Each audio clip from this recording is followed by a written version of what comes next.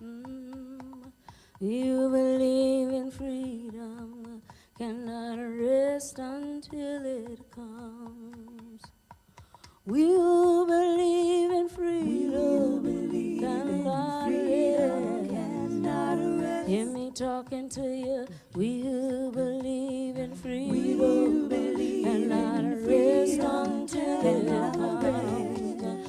Until the killing of black men, black mothers' sons, is as important as the killing of white men, white mothers' sons. We who believe in freedom cannot rest. Sing it with me if you like it. We who believe in freedom cannot rest until it comes. The older I get, the better I know that the secret of my going on is when the reins are in the hands of the young who dare to run against the storm. 'Cause to me, young people come first. They have the courage where we fail. And if I can but shed some light as they carry us through the gales, we who believe in freedom cannot rest. Hear me talking to ya. We who believe in freedom cannot rest until it comes. Then struggling myself don't mean a whole lot. I've come to realize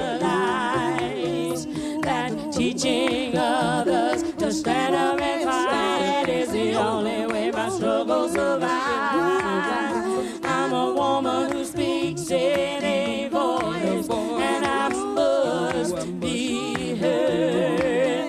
At times I can be quite difficult. How about no man's word? We who believe in freedom cannot rest. Hear me talking to you. We who believe in freedom cannot rest until it comes. Not needing to clutch for power, not needing the light just to shine on me. I need to be one in the number as we stand against tyranny. We who believe in freedom cannot rest. Oh, we who believe in freedom cannot rest until it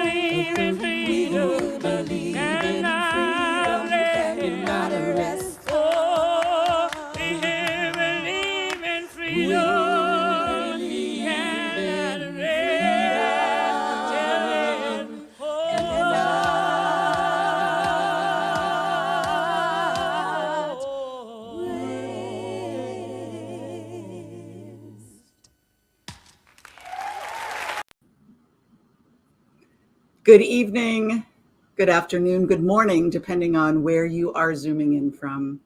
I am Mary Novak, and I serve as Executive Director of Network Lobby and Network Advocates for Catholic Social Justice. Thank you for joining us for Network's fifth in our series, White Supremacy and American Christianity. Since this series launched Holy Week of 2022, over 13,000 people have viewed and learned from our hosts and guests. For this segment, number 5, over 2,300 people registered, and that does not include the watch parties that you're going to hear about.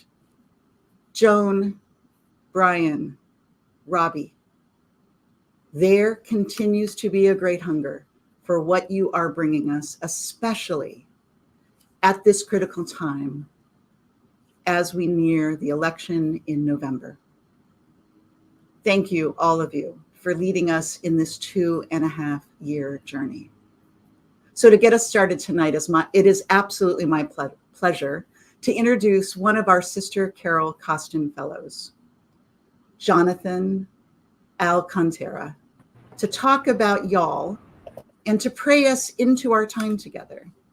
Now, Jonathan is a native of Atlanta, Georgia, a 2023 graduate of Cristo Rey Atlanta Jesuit High School, and he is currently a sophomore at Marquette University.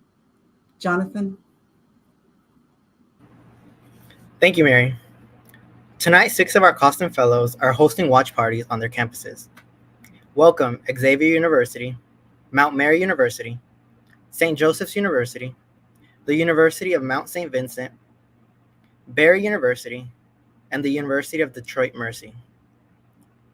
The Sister Carol Coston Opp Fellowship is a learning community of faithful young justice seekers working to achieve an inclusive, multiracial, multi-faith democracy through their contributions to Network's advocacy at the federal level. Fellows lead y'all chapters at their universities, organize Get Out the Vote events on their campuses, articulate Network's policy agendas to their peers, and serve as issue-based canvassers in their communities. Our inaugural 2024 cohort comprises 10 students from universities in Florida, California, Michigan, New York, Ohio, Pennsylvania, and Wisconsin. When we first gathered back in early March, we started our time together by writing a prayerful intention to guide us in our civic peer education this year. And I am thrilled to be able to share this prayer with you all tonight. Lord, in this precarious time in our country's history, we seek your guidance to encourage our peers to fulfill their necessary roles in the great experiment of American democracy. Order our steps so that we may effectively communicate this message and together realize the dream of multiracial, pluralistic, inclusive democracy that serves the beloved community. Help us to put the good work during our time together and learn from one another as we grow beyond this experience. Guide us that through our efforts, our hearts, and the hearts of others might be softened so that we may offer better protection and advocate for the dignity of all human life. Strengthen us as we journey together in our ministry, granting us the tenderness and determination of the sisters who inspire us and whose charisms we carry forward in our work. Lord, we pray that every member of your human family realizes they were born for a time such as this, that we are not believers in name only, but cultivate our relationship with you through our acts. We ask that your grace and your love works through us to create a more just world in which every person has the food, water, shelter, education, and healthcare necessary to be who you need them to be in your life on earth. Grant us the wisdom of Mordecai in Esther chapter 4, verse 14. We were born for such a time as this, a time to be agents to make your creation more just and loving. Amen. Amen. Thank you, Jonathan. With that graced beginning, I want to turn us over to Joan with the great thank you for dreaming this series into being and for all of your spiritual, emotional, and intellectual labors, Joan. in guiding us these 2.5 years. Joan, over to you. Thank you. Thank you, Mary, for that introduction. And thank you, Jonathan. We are grateful for the opening prayer. Good evening, everyone, and thank you all for choosing to spend your evening with us for our fifth conversation, White Supremacy and American Christianity 5, We Choose Freedom. I'm joined again this evening by my two favorite people to talk with about this topic, Father Bryan Massingale and Dr. Robert P. Jones, who are both faithful and outspoken prophetic voices, helping us to see more accurately the signs of the times and how we must interact with them. Also joining us tonight are two of our Sister Carol Coston Fellows, Bailey Fingerhut and J.C. Clay, who will be in direct dialogue with Bryan and Robbie later in the program. Additionally, we welcome students from 6 colleges and universities across the country who are holding watch parties. Now, it's my pleasure to begin this conversation by once again introducing our two speakers. Dr. Robert P. Jones is the president and founder of Public Religion Research Institute, PRRI, a nonprofit, nonpartisan research organization that looks at the nexus between religion, culture, and politics. He is the author of White Too Long, The Legacy of White Supremacy in American Christianity, The End of White Christian America, and his recent New York Times bestseller, The Hidden Roots of White Supremacy and the Path to a Shared American Future, which was just released in paperback with a new afterword. Dr. Jones writes and speaks regularly on politics, culture, and religion for many online and major media outlets. To hear more from Dr. Jones, we encourage you to visit his website at www.whitetolong.net. Subscribe to his free weekly newsletter entitled White Too Long, and order a paperback copy of The Hidden Roots of White Supremacy and the Path to a Shared American Future on Amazon and Bookshop. The links are in the description below and in the chat. A portion of the proceeds from these purchases on these two sites support his White Too Long newsletter. Welcome, Robbie. Thank you. Glad to be here. And of course, joining Dr. Jones again, this time from South Africa, where it is, I think, 1 a.m. in the morning, Father Bryan, is Father Bryan Massingale, who is the James and Nancy Buckman Professor of Theological and Social Ethics at Fordham University, as well as the Senior Ethics Fellow in their Center for Ethics Education. Prior to his appointment at Fordham, he was a professor of theology at Marquette University.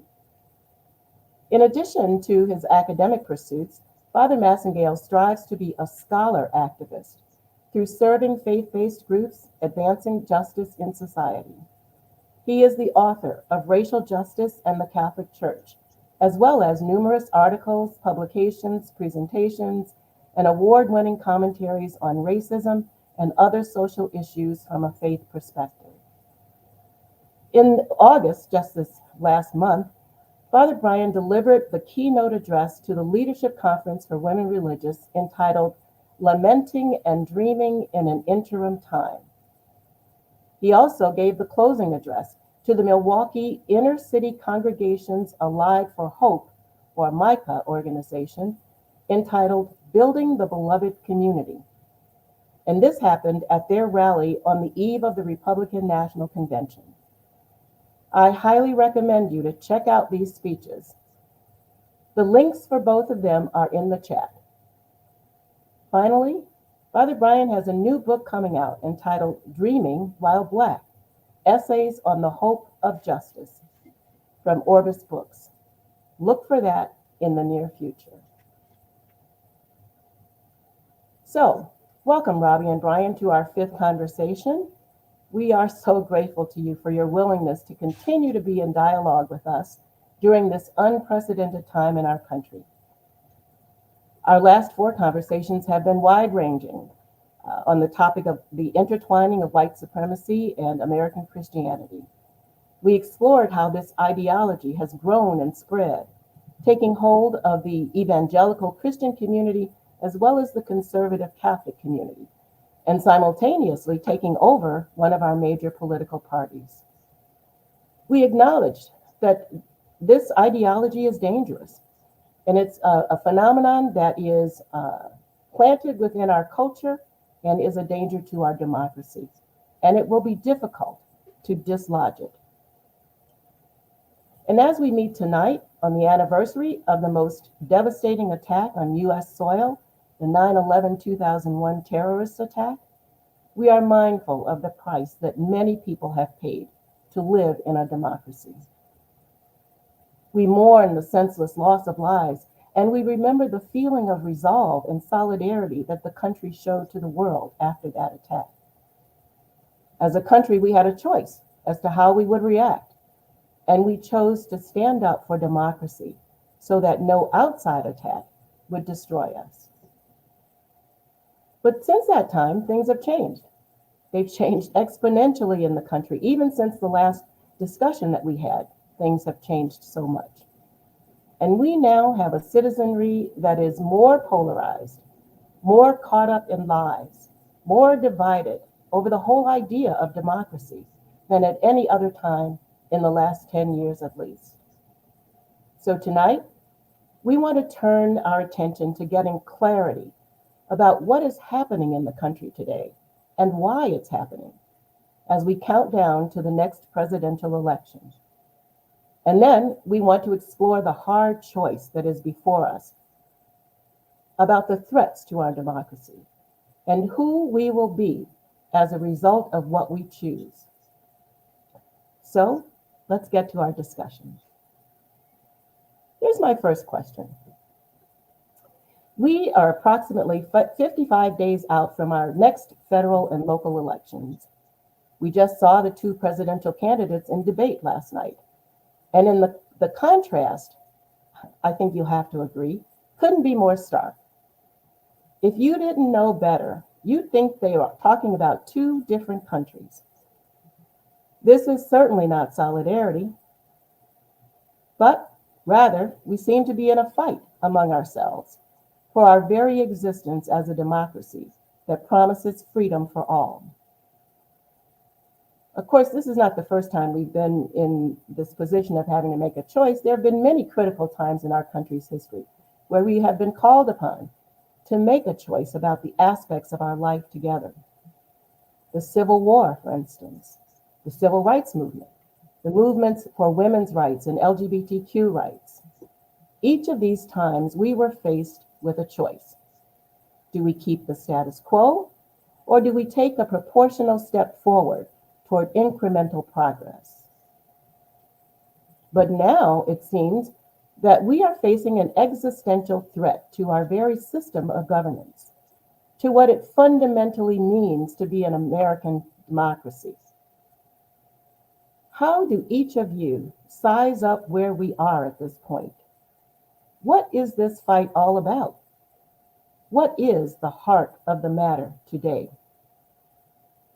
And Robbie, maybe you could start and talk with us about what your research tells us about Americans' attitudes about democracy.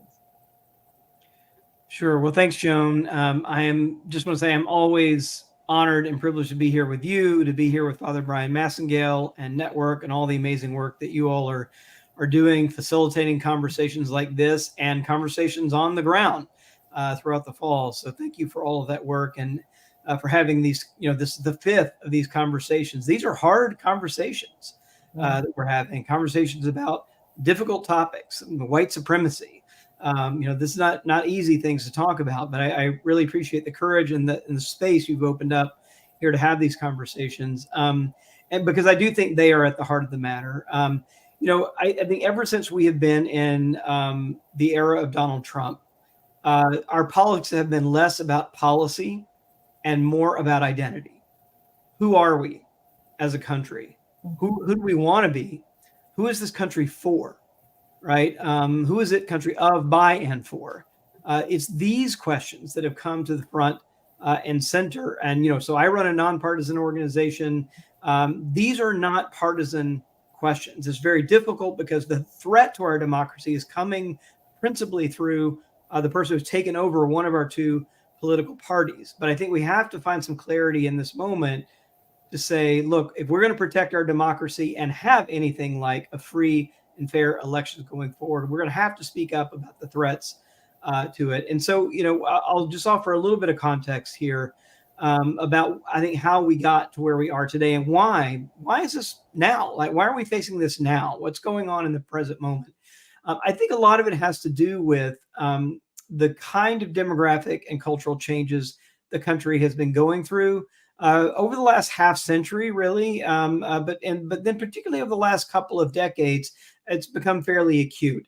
And one measure that people may have heard about is the Census Bureau has been telling us for some time, if you just look at kind of race and ethnicity, that somewhere in the early 2040s, we'll be a majority non-white country, and that's true.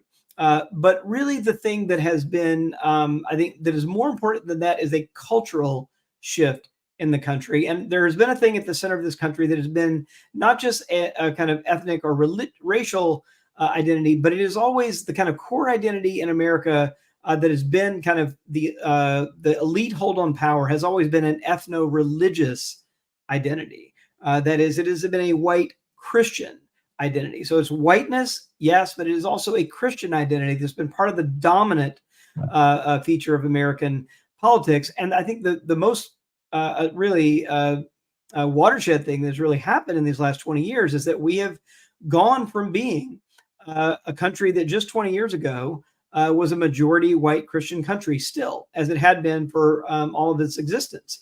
So if we go back just to the beginning of Barack Obama's presidency, the country was 54% white and Christian in 2008. That number, and we just released at PRI our new Census of American Religion, which is based on years and years of research, all kinds of trends. The new number today is that we live in a country that's only 41% white and Christian.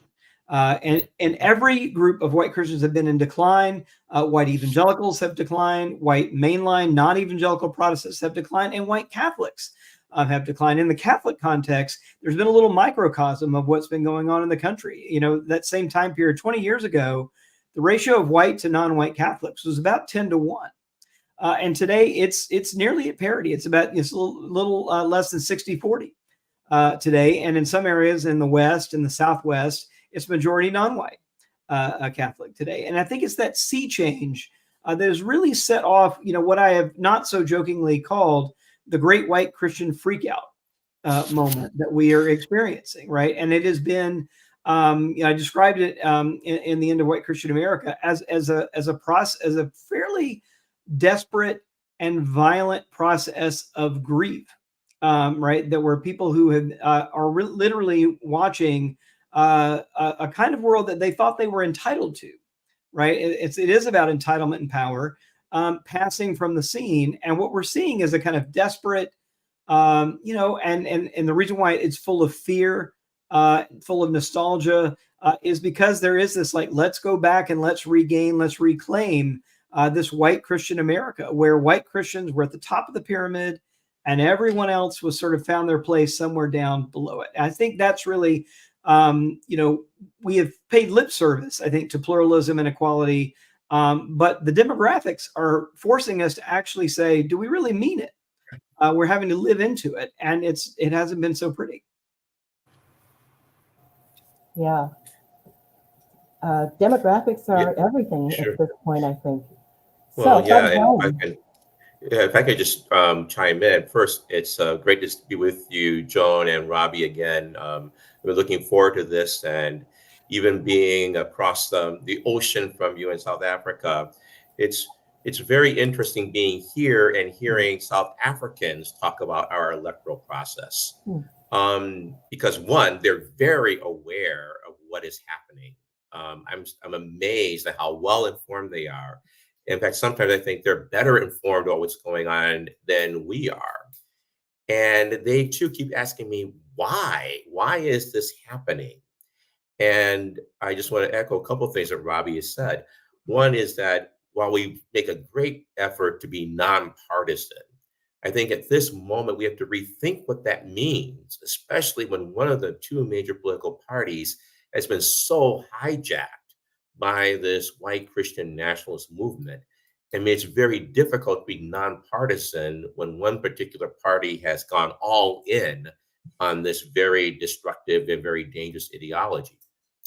But I think we need to understand a couple of things. One is, as Robbie says, white supremacy is not new. White Christian supremacy is not new. What we're experiencing, though, is a sense of new danger that the white Christian minority now finds itself under siege because their numbers have changed. This demographic shift cannot be underemphasized. We must look at it squarely because it really then underscores why the threat. And I look back to the election of President Obama as being a major watershed moment when, for the first time in our history, a non-white person had the highest office in the land. After that, you saw a major kind of redoubling to make sure that would never happen again. Now we're seeing, I think, the deepening polarization when we have, for the first time, a non-white woman who is now seeking to hold that office. When you combine that with the movement for racial equality, the movement for gender equality, the movement for sexual equality with the LGBTQ movement, I think what you see in major segments of white Christianity is a sense that things are spinning out of control. We are spinning out of control. And I always say that white nationalism, that nationalisms are not primarily about hatred. They're primarily about belonging and identity. Whose country is this? Whose church is this? They become violent only when that kind of unspoken sense of entitlement is being under siege and threatened. And Robbie said that this is a sense of what we're seeing in this is a violent sense of mourning and grief. And when I gave the LCWR presentation you alluded to, Joan, I ran across this very pregnant phrase by the scripture scholar Walter Brueggemann, who said that when sadness over loss is unvoiced, unembraced, unacknowledged, it A, turns to violence, and B, precludes movement into new possibility. And what we're seeing is a sense of loss.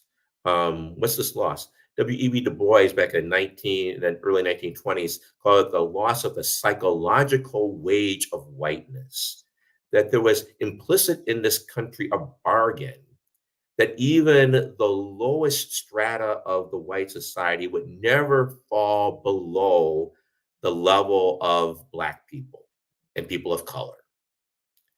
Now, with Obama's election and with Kamala Harris's candidacy, that psychological wage, that bargain, has some people see as being broken. And what we're seeing is in the violence and the rhetoric, the irresponsible rhetoric that we witnessed, last night, unfortunately, what we're seeing is this unexpressed grief and a last desperate stand to say this cannot be. That fundamentally there are many segments of our population that believe that if democracy means sharing power with people of color, especially with Black people, then they want no part of it. And so they see no problem with supporting a strongman ideology, that this is what is needed to preserve this endangered sense of entitlement. And sadly, and I think we'll get to this as the evening goes on, the churches it's exposing the complicity of the churches in this identity. That the churches have not been, Catholic, Protestant, have not been forthright in challenging this ideology. And still, I think in official quarters, and especially in the Catholic Church, the official church has been sadly too mute in calling out this threat to our democracy. and naming its racial roots and its racialized roots. So yes, we're seeing this sense of violence and this polarization precisely because white Christians see themselves under siege and sense that this is perhaps their last desperate stand to preserve the country as they thought it should be. And just one more thing before we go on, Joan. Here that's so well put, Bryan, and so clear. And the only little tag I want to add on here is that when you ask about well, how do they know that this is as it should be, right? Where's the should come from, right? And that what backs up the should in that question. And for us who are Christian, and for particularly people like me who are white and Christian, I think the heartbreaking answer to that is that the strongest claim has come from marrying whiteness to Christianity and attributing that entitlement to God's will, right? That actually comes from God. And, when you think about it, I mean, there's obviously no stronger grounds you could claim, right, than for it being the will of God, right? That there is this hierarchy in society and white Christians just happen to find themselves at the top of it. And that is the will of God. And I think that's the thing that we have let just sit there implicitly, explicitly in our theology, in our hymns, in our stained glass windows, all through the liturgies, and haven't really taken it seriously the way that has come down and really infected the church's teachings in a way that I think now we're being, called to account for. Right. Yeah. And the other thing is that this is not a new conversation. It's just a very different conversation because of the demographic shift. For our listeners, I just wanted to recall for them Martin Luther King's prophetic letter from a Birmingham city jail, where he called out the complicity of white Christianity in America's racial quagmire. And he said that American Christianity was in danger of becoming what he called an irrelevant social club. Now, sadly, it's not irrelevant. Unfortunately, the church has been all too relevant in supporting this sense of white Christian entitlement in the name of God, that this is God-given. And in the Catholic Church, one of the ways in which we completely complicit in it is one of major ways through our silence, the silence of our leaders, of our leadership, and also through a very truncated understanding of what it means to be pro-life. Now, I mean, we'll maybe get into this, but I was just, as I was preparing for this, I went back to the summer of 2020 after the murder of George Floyd, and Pope Francis spoke directly to that situation. And he said that we cannot turn a blind eye to racism in any form and yet claim to be protecting the sacredness of human life. But that is not the message that we're getting from some Catholic quarters, and it's not a message that's being amplified by our bishops. And so sadly, what we're seeing all too often in the Catholic world is a concern for pro-life that's used to excuse misogynistic and racist language and misogynistic and racist policies. Yeah. Well, it sounds like we're in a really bad way.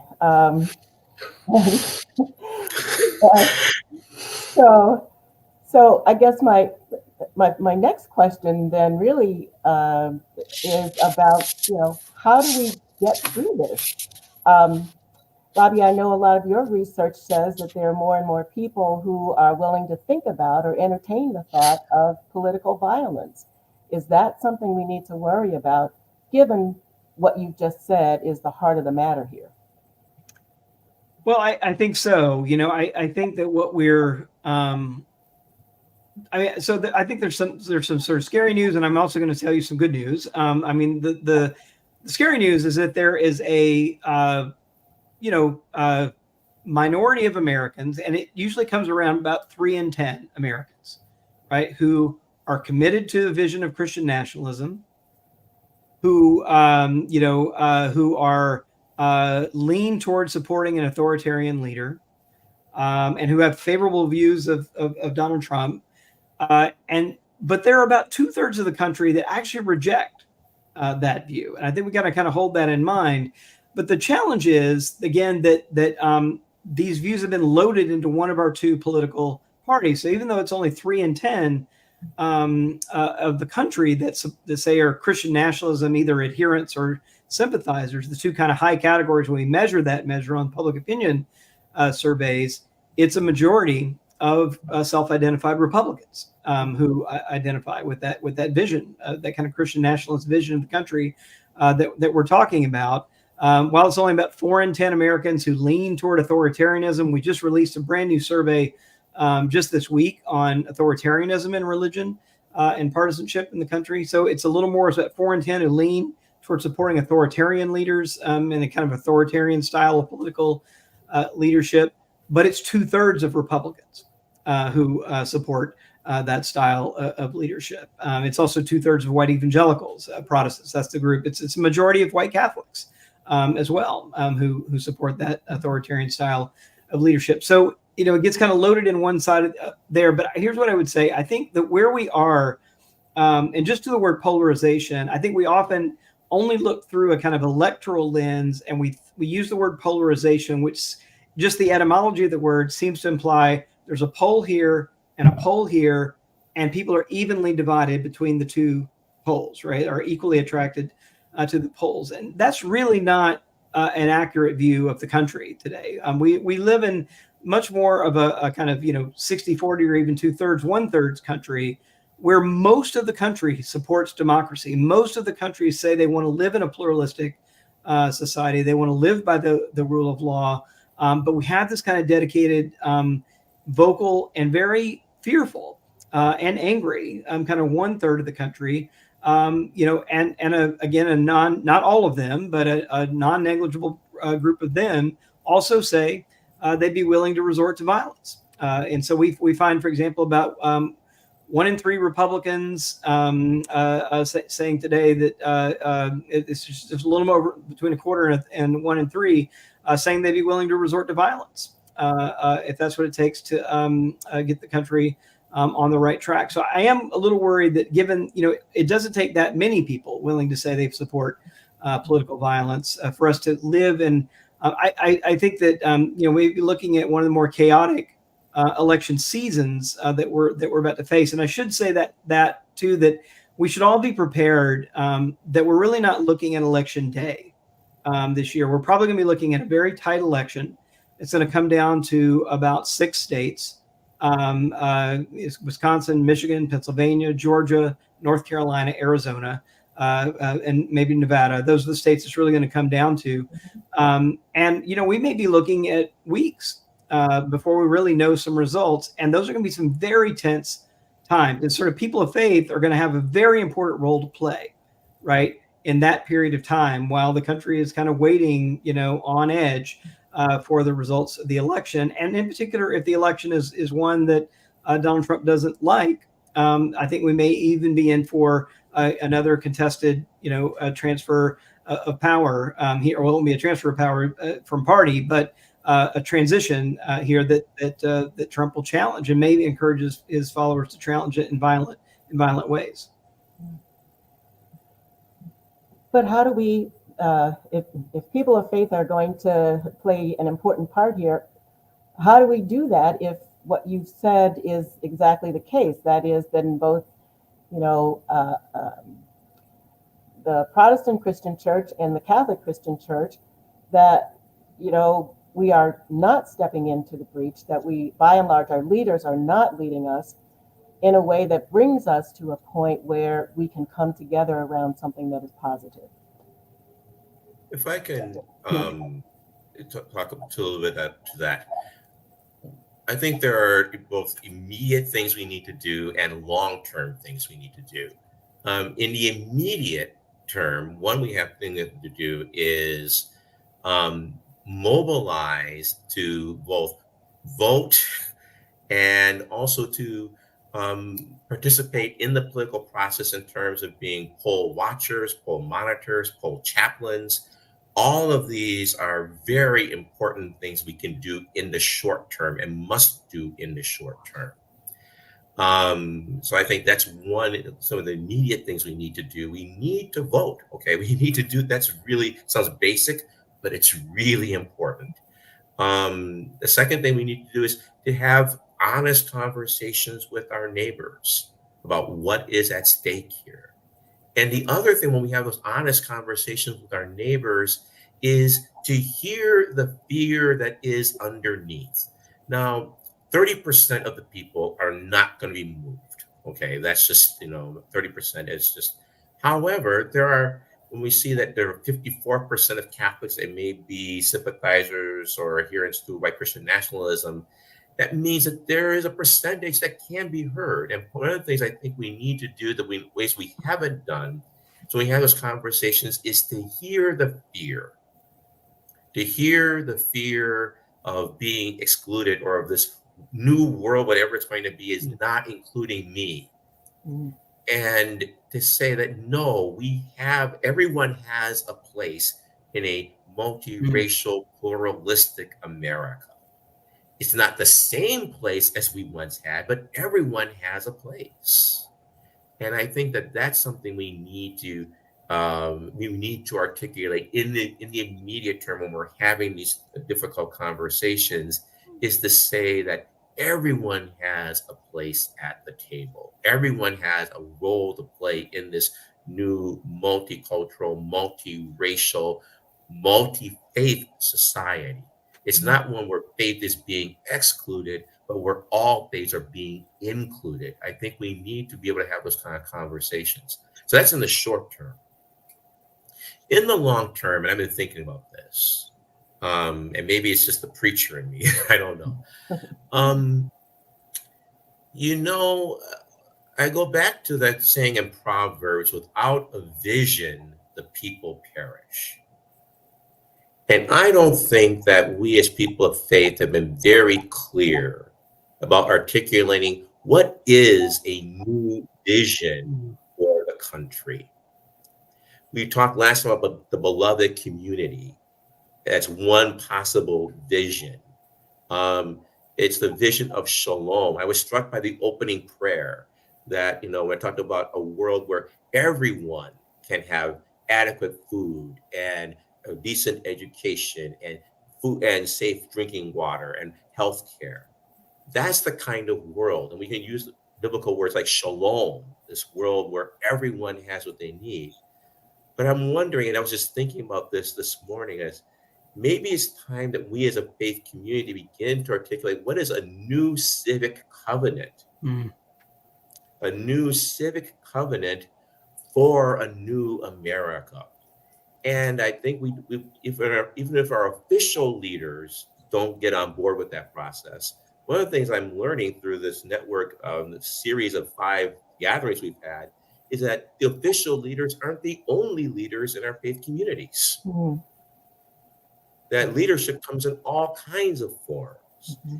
And so I think that what we need to do is to articulate what this new civic covenant for a new America will be, where we really are come together as neighbors, and when we see that the fear of the stranger doesn't need to be the foundation for our life together. Pope Francis talks about the fact that all life is equally sacred. Mm-hmm. The unborn life, but the life of the immigrant and the life of the elderly and the life of the vulnerable, all of these are equally sacred. How do we create a new civic covenant? And I don't think our politicians can do that. They can't provide the vision, but we can, as people of faith, we can provide that vision. And that's the long-term work that needs to be done. So we have 2 kinds of work. The short-term work, which is really important because, as Robbie says, we're in for a very rocky few months. So we've got some immediate work to do. But in the long term, we as a faith community have got to articulate a new vision for the country that's grounded in the inclusive, pluralistic ideals of a genuine Christianity. where all are equally sacred and equally dignified in the eyes of God. I love this idea of a new civic covenant and a new vision, civic vision for America. And I'm thinking, Bryan, that, in 2026, we're going to have the 250th anniversary of the signing of the Declaration of Independence. Maybe that's like a really great, in terms of the long-term work, we start building into that, right? I mean, I remember growing up, in the bicentennial year, I was like in third grade, right, in the bicentennial year. And that was, even as a kid, I remember there being this moment of self-reflection, right? Who are we? Where are we going? Like, what's the country about? Like, these big questions were raised in a positive way. I feel like in our political context, they've been raised in such negative, harsh ways, right? But we have a kind of opportunity that we can lean in, get through this election, and live into that. I think is right. And the other thing that I thought about as you were talking, Bryan, is there's also a difference in the story that yes, it's like everybody has a place, everybody belongs, right? That has to be part of the story. And we got to remember, right, that one of the things that we always took pride in the country is that this country was based not in theory on a shared nationality, right, but on an idea, right, an affirmation of a set of principles. Like that's how you look back at, George Washington's letter to the Jewish synagogue in Truro, right? Truro synagogue. They were wondering, well, if we're Jews, are we second-class citizens, right? And George Washington writes back and says, no. Like, all it takes is affirming the principles in the Constitution. That's what makes you American, right? And there was this kind of welcome, there from the beginning. And we've been very uneven about that, obviously, but embracing that. And then the only other thing I can think of that I want to say about this is it also strikes me that there is two different kinds of narratives that we're hearing. And one of them is a narrative of rupture and destruction. And the other narrative that I think we've got to build here is one of continuity, right, and flourishing. And these are two very different, we heard, how many times have we heard in the debate, we're a failing country.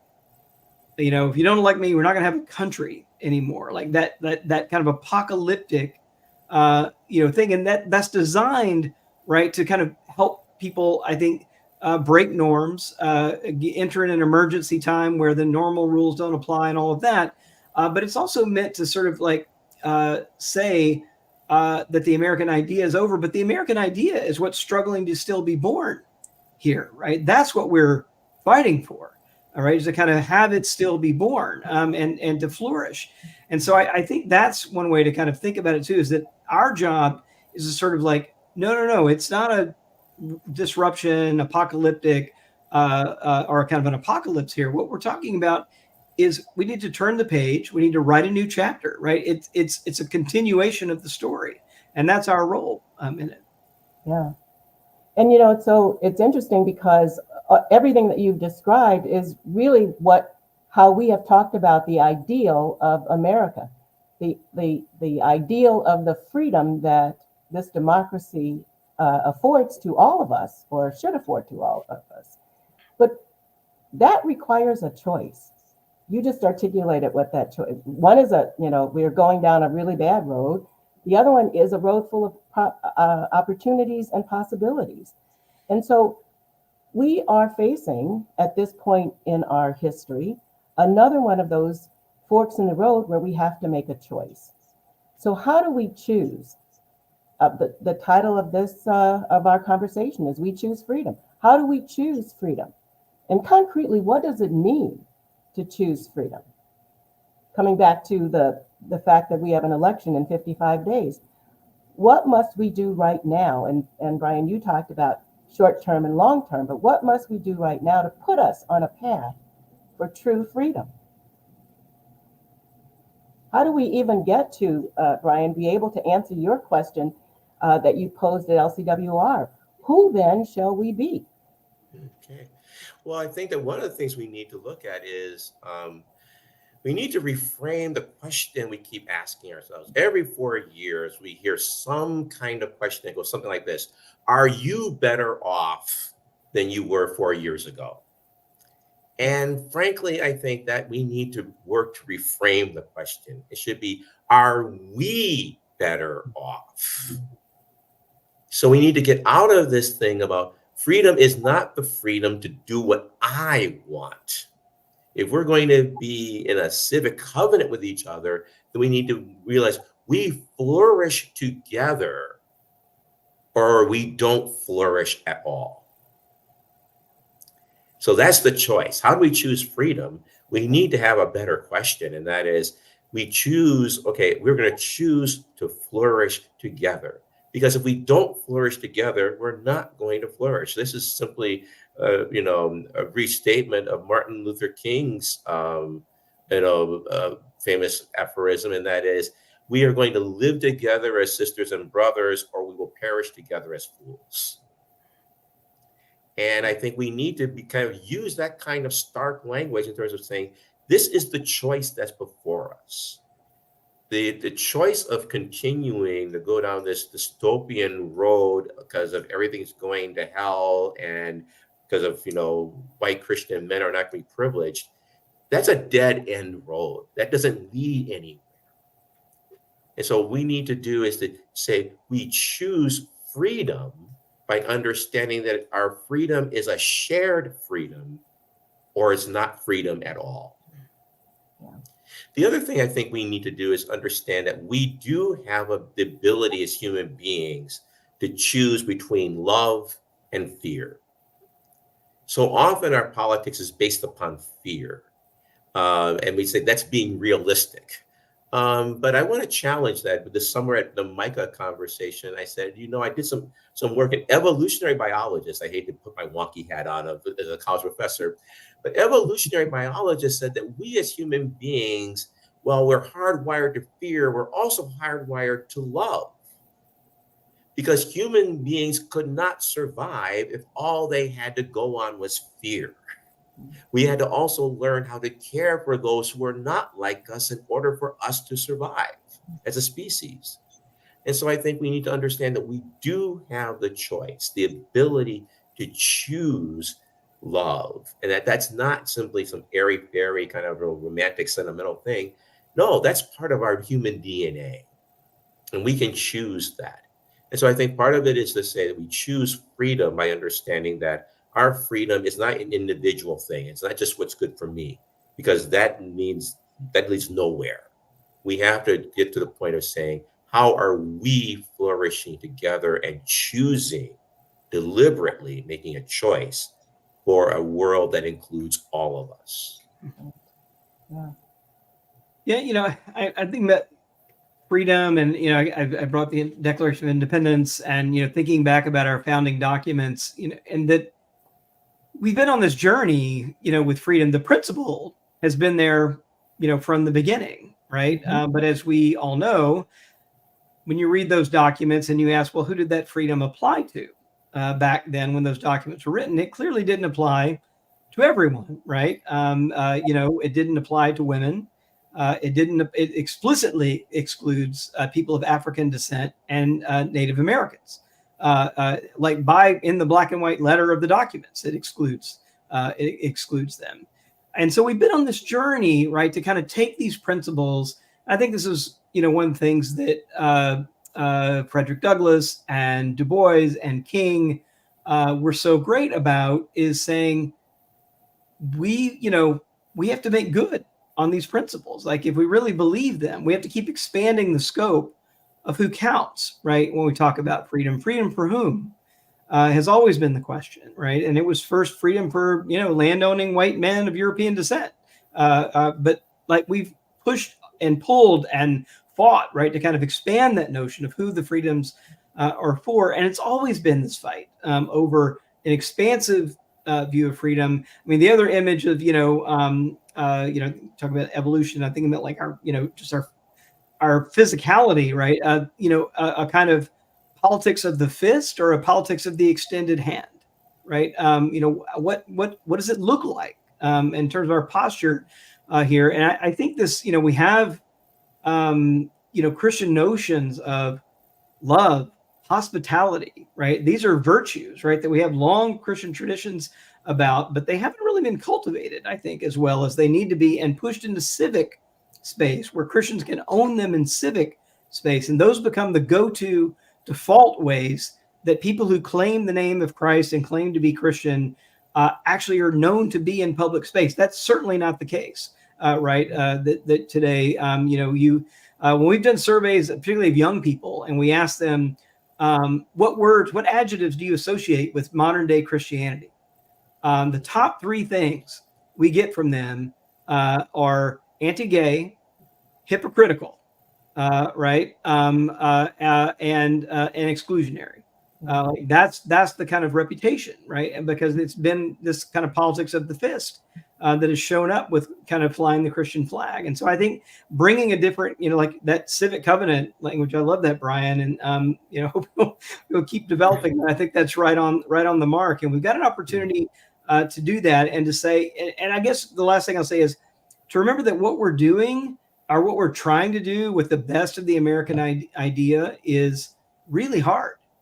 It's not an easy thing. I think it's really hard, and we're gonna have to bring our best to it, right? To make it to make it work. And I think that's something all of us can begin to lean into, whether it's in our local communities, local friendships, hard conversations, not being silent. All of that stuff begins to build kind of the social capital, right, that we're ultimately, hopefully, going to be able to cash in. And I would understand, you anticipated what I was going to say, Robbie, and that is, I think that when we, going back to your question, Joan, is when we say, how do we do this? I think sometimes we as Americans want an easy way to do this. As Robbie just said, my question, though. No, not you. No, but I said sometimes we as Americans, we hear that question in terms of saying that, how do we do this? And we can do this in like 3 steps, and we do these 3 steps that are basically easy steps. And it's like, no, as Robbie says, this is a struggle, and struggle is not a bad thing. It's not going to be easy. It has never been easy. The expansion of who belongs and who counts has never been an easy struggle. Every gain we've made has required courage, hard work, sacrifice, difficult conversations, difficult mobilizations. We have to be honest and realize that, yes, we are in a struggle, but but I like to say this is a holy struggle. It's a sacred struggle. And this is the time when authentic Christians need to not be afraid to step up to the plate and to enter into, as Martin Luther King said, the long, bitter, but beautiful struggle for a better world. And I think that's what we have to really recommit ourselves to, is that there is no easy way to become an inclusive, multi-faith, multi-racial, multi-ethnic community that's inclusive. There's no easy path to that, but there is a path, but it requires our willingness to struggle, and it requires some courage, which is another one of those civic virtues that we don't talk about a whole lot. And it also calls for respect for truth, which is something else we've lost. So some courage, respect for truth, but realizing that it is a struggle, but it's a beautiful struggle that we're called to at this moment. Like going back to that opening prayer, which was just wonderful. These young people came to this, that we were made for such a time as this, and that we're not here by accident. That this series that we've been on, this 2.5-year journey, when Mary mentioned that we've been doing this for 2.5 years, I said, really has it been? But we've entered into an intentional journey, and that's what it's going to take going forward, both in the short term and the long term, an intentional journey to becoming what we would say a more perfect union, or as I would say, a less and less imperfect union. I just want to add one thing, Bryan, here, and it's going to come by way of a kind of confession. I wrote about this in the last book, that I realized that, as a sort of white Christian, I grew up, in Mississippi, as you know, kind of the dominant Southern Baptist, default religion of Mississippi. You can't swing a dead cat in Mississippi without hitting a Baptist, and I realized that I did not have built into me an experience of struggle because it was such a part of that dominant cultural world. And so when I ran up against injustice that took more than calling it out, right? That took time. And, you know, when I've studied communities, you know, like in the Delta of Mississippi, that were trying, for example, to just get an apology to the Emmett Till family for what happened to him in the Mississippi Delta. And it was a group of Black and white citizens. It took them years to just get to a one-page apology that they could agree to publicly read, right? And it was like sacred, good work, but it was hard. People got mad, people walked out, like, you know, it was bumpy. But, you know, I think that, like, this is like for the, at least my fellow white Christians who've had this, you know, this experience that, who have not had this experience of, oh, right, justice doesn't just roll down like waters on its own, right? Or righteousness like a mighty stream. Right. That doesn't just happen, right? It requires faithful people putting their shoulders to the wheel and staying on it, right? And staying at it. And sometimes it requires even passing the torch to the next generation to continue the work going on, right? And so we, you know, I think building that kind of resilience and grit, and in a way that I think the confession part of this is I would get discouraged, right? I was like, no, but this is right. The principle of right is on our side, and yet, right, all this injustice is still there, you know. And then and so the temptation is to give up, right? But I think that's also, you know, a good reminder that that's not an option if you're not white in many situations, to just give up and walk away, right? That's a privilege option, to realize, like, no, we got to stay with it here, and realize that, you know, as Douglas and others always said, you know, yeah, power concedes nothing, right, without a struggle. And that's the kind of, and it's a struggle, like you said, something we can be proud of, something we could think about, you know, working toward change that we could say, like, to our kids and to our grandchildren, like, we were part of that. We were part of making that move. Yeah. Yes. Yeah. And not only does power not give in without a struggle, freedom cannot reign without a struggle. And freedom cannot happen without a choice.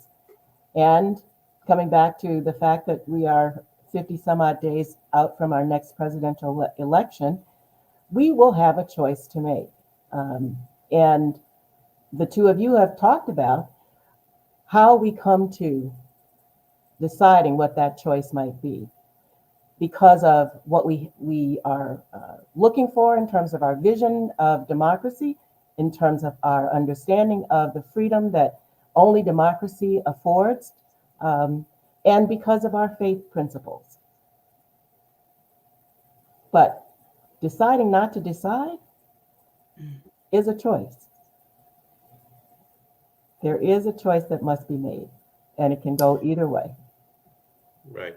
But I think that the thing that I want to leave with, a note of hope, is that we have agency in that. Yeah. We can make a decision to make a choice. I mean, we can, you know, rather than throwing up our hands and saying, you know, it's hopeless, it's big, whatever. No, we have choices we can make. Mm-hmm. You know, the choice to get out and vote is a choice. So we have agency here. We're not as powerless to large social forces that we can't make choices and we don't have agency. We do have agency. We can make choices.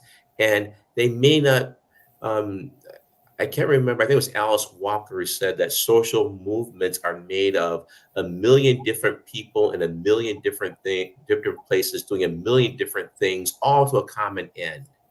And so our individual choice and decision may not seem to be much in the larger scheme of things, but together, that's together that they do become meaningful and significant.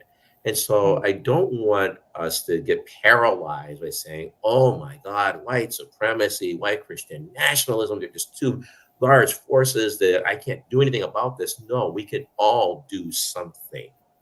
And we have the ability to choose and the ability to make a decision. That's right. One thing I'll say about the parties here is that, look, we need a healthy Republican Party. Yes. I grew up as Republican. My first election, I voted Republican in Mississippi. And we need healthy political parties, right, that haven't been taken over by the worst of our political impulses. So one of the ways that happens, though, the only way political parties reform is when they're soundly defeated. And so one thing that I think we need to see in this election, and we got big clues that something new is afoot here, right? We have Dick Cheney saying he is going to vote for Kamala Harris. Now, that was not on my bingo card, I got to say, for this election. And that it should be a sign, right, that there is something different going on here. And so when political parties tack a different direction is only when they've been punished at the ballot box. Did they think, oh, okay, we're going to have to do something different, right? Because we're out of step with the country here, right? And so I think even if you don't live in a swing state, that vote matters because it sends a message, a nationwide message about where the country is and what kind of country I want to live in. But if you were in one of those 7 battleground states, Michigan, Wisconsin, Pennsylvania, Georgia, North Carolina, Arizona, or Nevada, those states, some of those states may be decided by as little as 10,000 votes in the entire state. That's less than 1% of the vote in those states. I mean, it absolutely matters in all of those states. That's true. And I think that really gets us back to the fact that we are facing a situation once again in our country where we must make a choice. And are we going to choose the path of freedom, or are we not going to choose the path of freedom? And the only way we get to the end of that path is by participation in our political life and in our civic life. And that means voting. And I think there's a way, I mean, like Dick Cheney, Liz Cheney, could think about, like, if you're Republican, you could think about this vote as I'm voting for Kamala Harris on behalf of a healthy Republican Party. Like, I don't think that's an insane thing to think, right? Because that sends the message to the party that they need to reform and they need to put candidates forward that, yes, they're going to inhabit conservative positions, but they're not going to be taking us down the road to fascism. Well, Robbie, we're having a very nonpartisan conversation here, so we're going to try to focus on what the values that we want to see in our country, the values of freedom and the values of democracy. And I understand exactly what you're saying, and I think people have heard that, and hopefully people have heard that. And so, sorry, Father Bryan, we can't hear you. You can't hear me? Can you hear me now? Yeah, your volume's going up. Yeah. Oh, okay. It's the wonders of South African internet right now at 2:00 in the morning. I would say that when to put it in a faith perspective, over and over in the Christian and Hebrew scriptures, we hear prophetic figures saying, I place before the community a choice. Choose life or choose death. Now, we don't like to hear it put that starkly, but our faith scriptures do put it that starkly to us. And that there are pivotal moments when the community has to make a decision. And they put will you serve the Lord, the true God, or will you follow the way of idols? And I think when we're saying the choice is freedom or democracy, I think when we use the faith language is that will we choose to follow the true God, which is a God of all creation that creates all and says that all are in God's image, or will we follow an idol, which basically says that only those who look white and male and Christian, that they are the only ones, that is the true God, a white male Christian God. Now we know that's an idol, but that's the choice that we face. Are we going to follow a true faith or going to follow idolatry? Yeah. So to take it out of the realm of partisanship, but these things do have political implications. Sure. This is the choice that we're faced with. Do we really follow a true, authentic Christianity, or do we want to follow the idolatrous form, which at times has been resurgent, but idolatry has always been a constant temptation for the faith community. And now this is our turn to face that critical faith decision.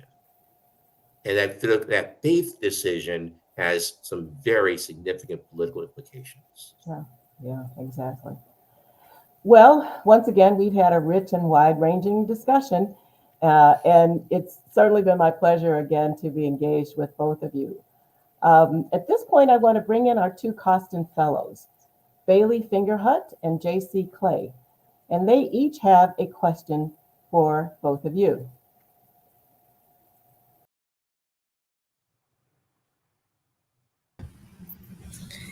Hi, Father Massingale and Dr. Jones. My name is Bailey Fingerhut, and I am a Coston Fellow at St. Joseph's University in Philadelphia, Pennsylvania. I'm currently a junior studying public policy, and thank you so much for being here tonight. I'm curious how we recognize white supremacy in everyday life on Catholic college campuses.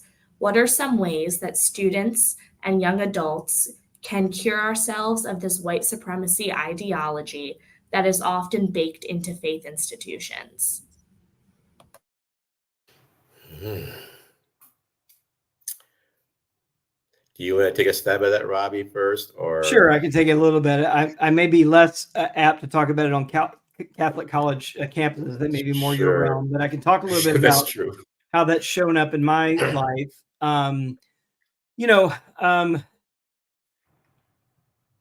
It seems to me like we're talking in the American context, it shows up with, again, this kind of choice, like who are we as a country? Are we a multi-religious, pluralistic democracy, or are we a kind of promised land for European Christians? And I'll name one place because Notre Dame that I'm familiar with. What's notable is in the administration building at Notre Dame, there was a big fresco in the administration building featuring Christopher Columbus. And it had all of these kind of cowering Native Americans, down on the ground, and Columbus looking all regal in his European, conquering self. And it was an overt kind of celebration of European conquest of indigenous people, in the country. Just in the last 10 years, the students at the university began to call into question whether that's something that should be celebrated in that manner. And the university went through a very deliberate set of conversations. And, last time I was there on campus, I couldn't see those frescoes because they had covered them up with tapestries in the building. And what they decided to do is to say, yeah, we don't think that's an appropriate thing to celebrate the kind of European domination of indigenous people in the name of the church. So what we're going to do, but they didn't chisel them out of the wall, destroy them. They cover them up. And once a year, they take the covers off and they actually teach about them and have reflective time. What does it mean that our, Catholic university thought this was the appropriate expression of what Catholicism meant in the American context? How do we think about that differently today?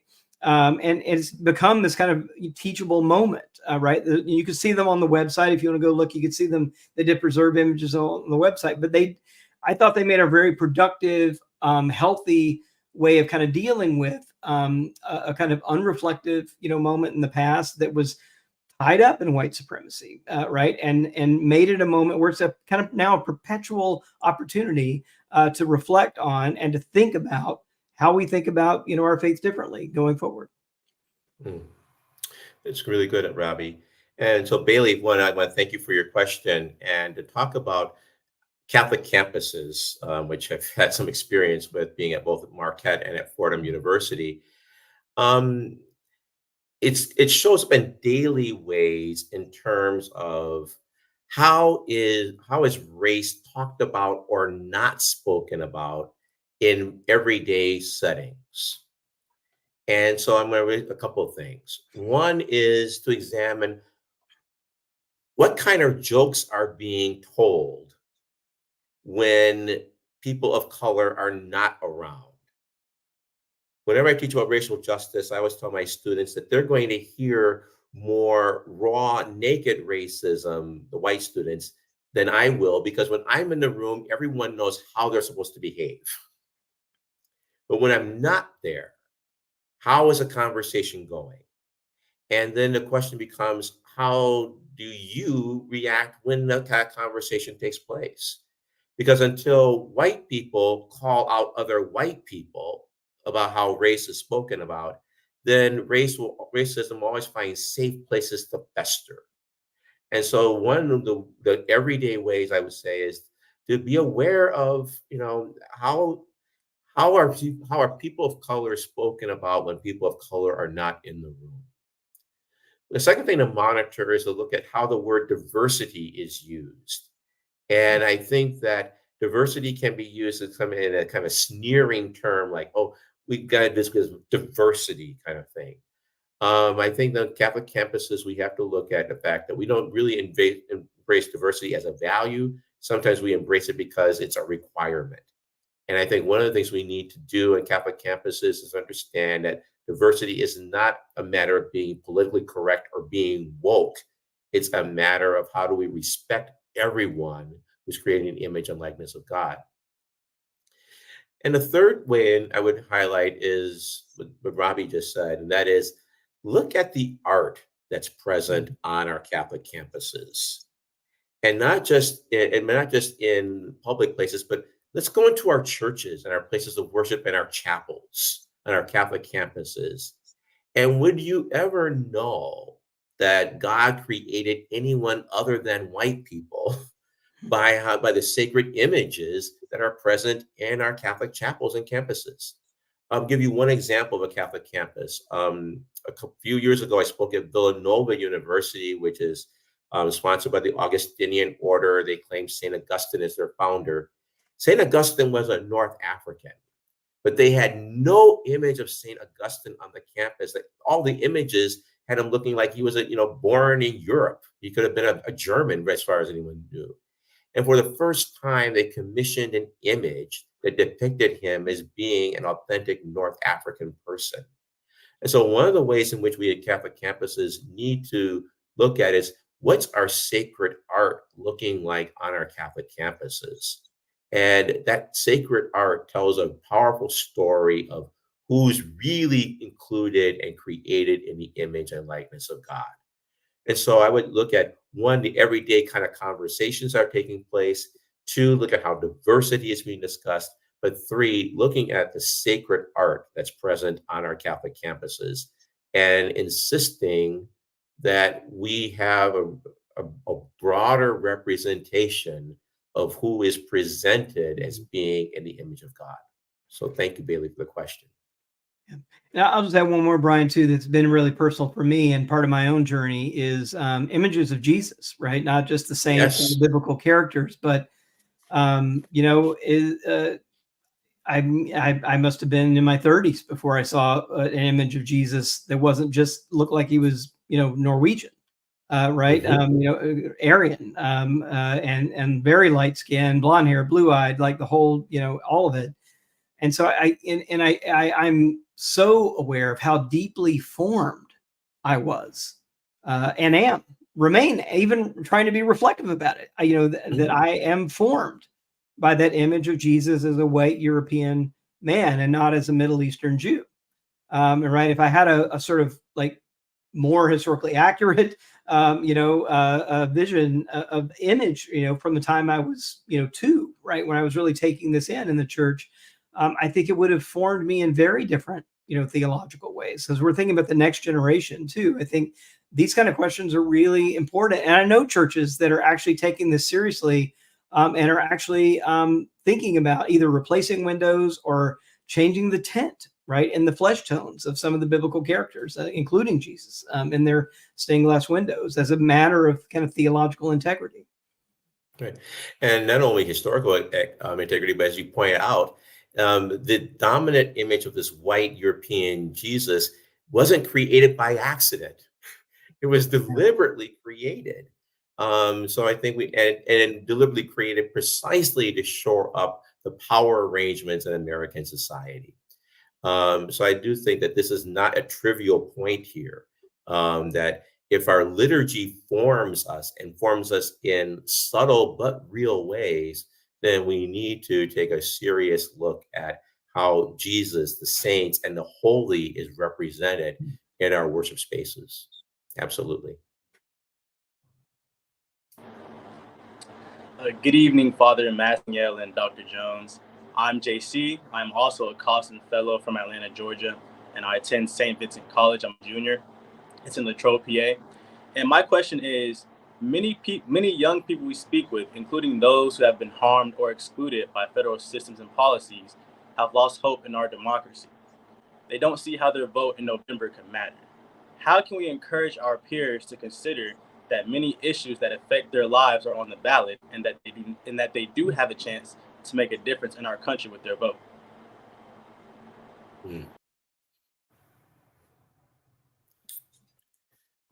Well, thank you, JC, for that question.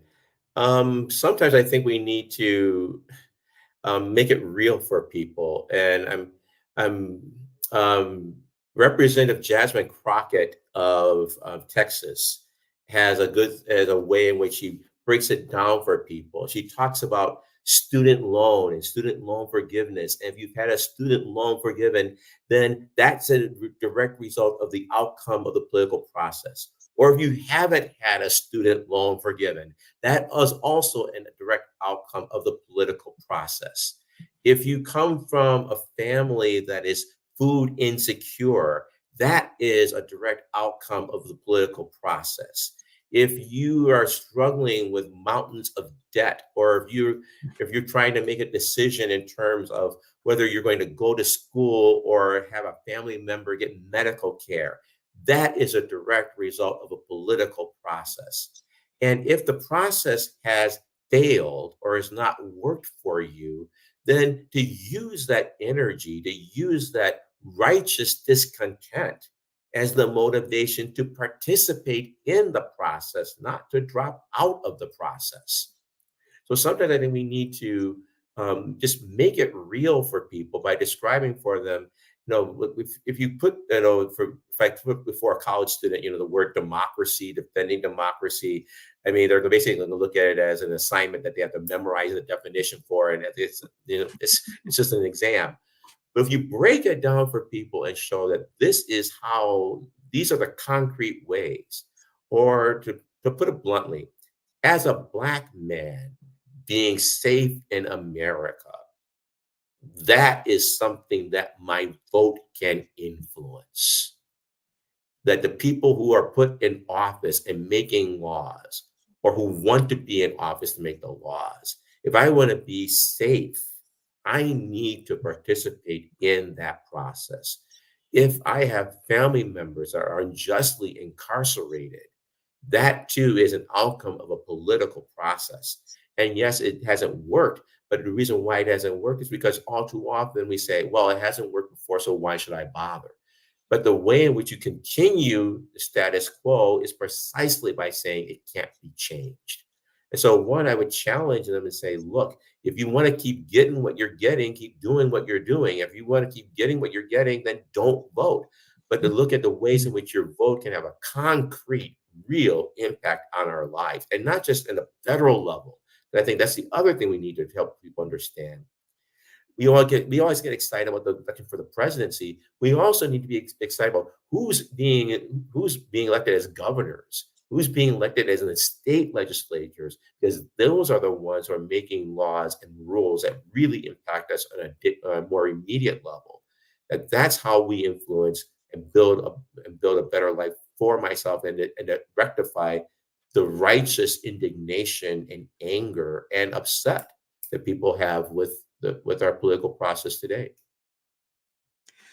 I mean, I will say also there's some good news here that actually young people have been turning out to vote at higher rates than they have historically. That's been true even in some midterm elections, which are typically low turnout elections. But I think younger people are getting the memo that some things are at stake for them, for the country.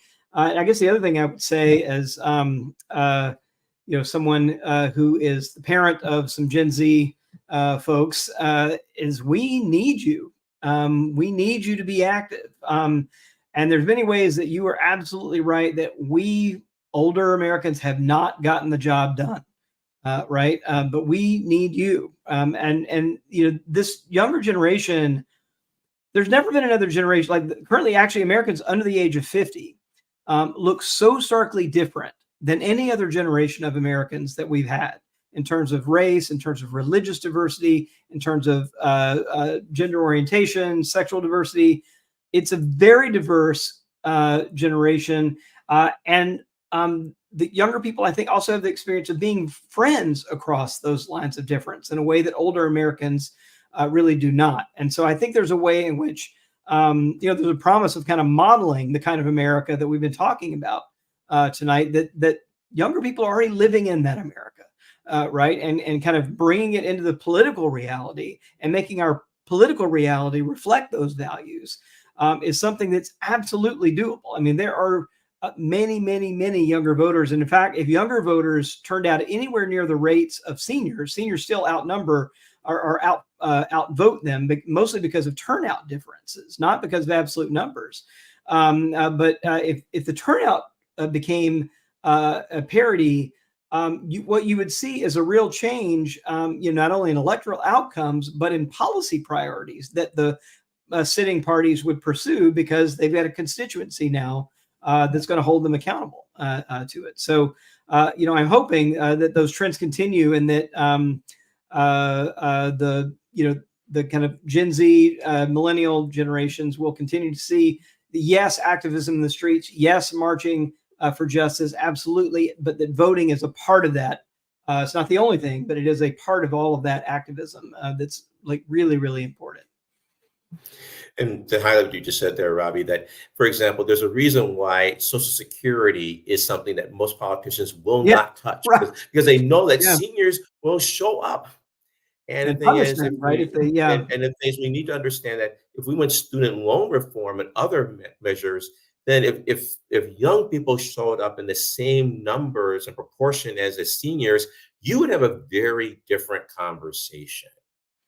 And about LGBTQ equality, you would have a very different conversation. About trans issues, you would have a very different conversation if young people showed up. And so one of the things is to show people that, yes, we can point to the fact that look at how seniors are treated and their concerns. If we actually showed up, our concerns would be honored just as well.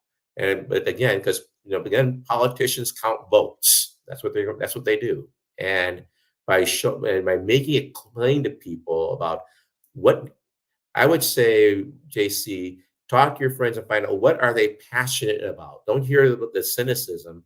Find out what they're passionate about, and then to show them then how that vote can translate that passion into a concrete outcome.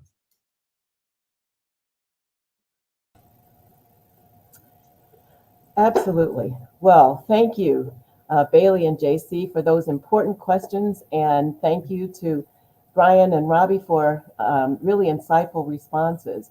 It is really about choice, right? It is really about choosing to have the world or the country that we desire. And that choice is within our power. So, well, friends, once again, there's so much to say, but only so much time for us to talk. And so I want to thank Father Bryan Massingale and Dr. Robert P. Jones for another stimulating conversation. As always, we are so grateful for your presence with us this evening, and we thank you for your wisdom and your courage to speak truth to power.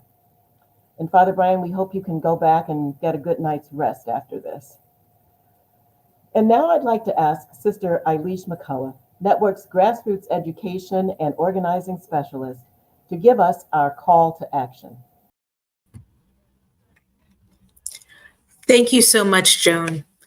This year, with our Equally Sacred checklist, we are talking about our freedom to participate in a vibrant democracy. I know that after hearing from Dr. Jones and Father Bryan Massingale and our Coston Fellows, that I am more encouraged and more hope-filled about what we can all do to ensure that all people, no matter where they live, have the freedom to participate in our country's vibrant democracy. And in fact, to preserve, protect, and promote a multiracial, multi-faith, and inclusive democracy. So what can we all do? First, we need to make sure that we are informed. I encourage everyone watching to visit our website, networkadvocates.org/beavoter, and check out all of our resources. We have recently posted things like our Project 2025 in contrast with Catholic social teaching, our presidential side-by-side, and some Freedom one-pagers. Make sure you check out every one of the resources. Next, we are calling on all of our faith-filled justice seekers from across the country to be engaged in voter education. We want you to share Network's resources. So who in your life can you share the Equally Sacred Checklist? Where might you be able to share these resources? Is it at your parish, in your community? Can you host a ballot research party for friends and community members? Share with others in your life about the importance of serving as a poll worker or poll watcher or poll chaplain, as Father Bryan Massingale said. And also make sure that you find creative ways to be involved in our vibrant democracy this year. We also need you to be committed. Make sure that you have a plan to vote and have also checked your voter registration status. And I also want you to think of 3 to 5 friends or colleagues or family members to have this conversation with. Make sure they're double checking their polling locations. Make sure they know the rules for early voting or voting by mail. And finally, Network's Nuns on the Bus and Friends is hitting the road at the end of this month. From Philadelphia to San Francisco, we are calling on Catholics and all people of goodwill to be multi-issue voters for the common good. Make sure you visit nunsonthebus.org to see if we are coming to your city and to follow along with us on our trip. I will now turn this back to my colleague, Joan Neal.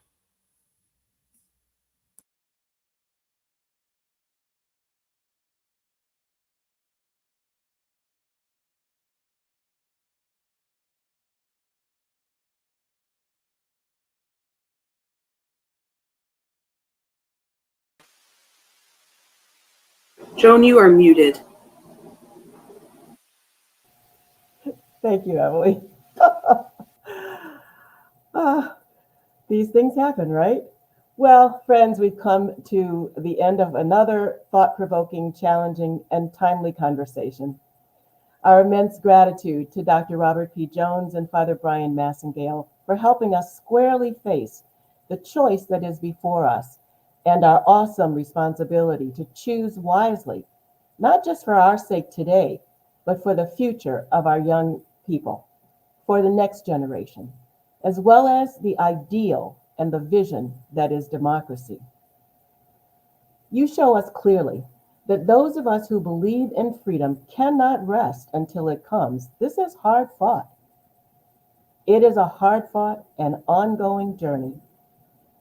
And thank you for reminding us that the future is in our hands, that we can answer your question, Father Bryan, who then shall we be, with a full-throated response, that we are the people who embrace our identity as a multiracial, multi-faith, inclusive democracy, where everyone thrives, no exceptions. Thank you also to our young adult Coston Fellows and to all of the students who attended and watched in watch parties. Our message to you is to get started now, doing your civic duty, and bring your friends and family along too. We need all hands on deck at this critical time. Now is the time for us, as Christians and as Americans, to make a choice, to choose democracy, to stand up for all the freedoms that only democracy affords its people. The freedom to support ourselves and our families, the freedom to live healthy lives, the freedom to be safe from violence and harm, the freedom to participate in a vibrant democracy, the freedom to live in a welcoming country that values human dignity and human rights, and the freedom to live on a healthy planet. We can do all of this. It all starts with using our power to choose people, to put people in office who will actually work for the common good. That future is in our hands, and so we must vote our future. Thank you all again for being with us this evening. Be sure to share what you have learned with others and sign up to participate in our elections programming from now until November. Share all of our resources, as Sister Eilish has presented to us, and look out for our cross-country Nuns on the Bus with Friends voter education and engagement tour. Check out our website for the route, and maybe we might visit a city or a town near you. Be well, everyone, and let's not rest until freedom comes.